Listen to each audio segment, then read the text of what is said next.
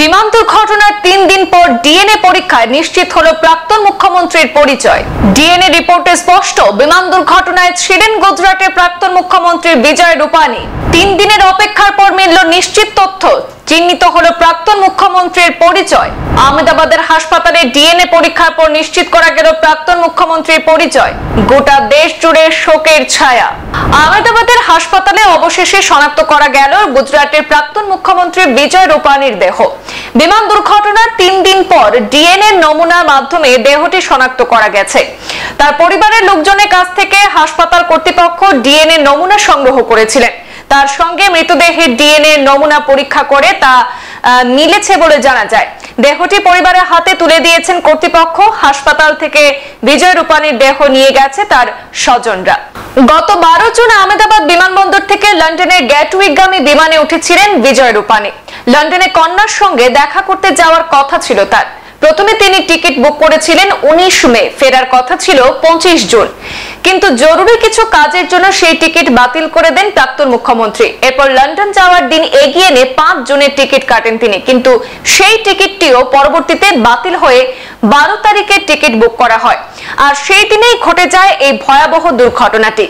ওই বিমান রানওয়ে ছাড়ার কয়েক সেকেন্ডের মধ্যেই ভেঙে পড়ে। সামনের একটি বিল্ডিং এ ধাক্কা খেয়ে বিমানটি বিস্ফোরণ হয় এবং আগুন ধরে যায়। এয়ার ইন্ডিয়ার অভিশপ্ত সেই AI-171 বিমানে বিজয় রূপানী সহ মোট 242 জন ছিলেন। একজন যাত্রী ছাড়া বাকি সবার সেই দুর্ঘটনায় প্রাণহানি ঘটেছে। সরকারি হিসেবে এখনো পর্যন্ত আহমেদাবাদের বিমান দুর্ঘটনায় মৃতের সংখ্যা 270। 2016 থেকে 2021 সাল পর্যন্ত গুজরাটের মুখ্যমন্ত্রী ছিলেন বিজয় রূপানী। বিমান ভেঙে পড়ার পর বিস্ফোরণের অভিঘাতে যাত্রীদের অধিকাংশের দেহ ঝলসে গিয়েছিল। গুজরাট প্রশাসন প্রথম দিনই জানিয়েছিল দেহ শনাক্ত করার জন্য ডিএনএ নমুনা পরীক্ষা করে দেখা হবে। তাছাড়া কোনো দেহই শনাক্ত করা সম্ভব হচ্ছিল না। বিমানে যাত্রীদের আত্মীয়দের ডিএনএ নমুনা জমা দেওয়ার জন্য অনুরোধ করা হয়েছিল। বিমানটি যেখানে ভেঙে পড়েছে সেটি ছিল ডাক্তারদের একটি হোস্টেল ভবন, আর সেখানে এবং তার আশপাশের অনেকেরই এই দুর্ঘটনায় প্রাণহানি ঘটেছে।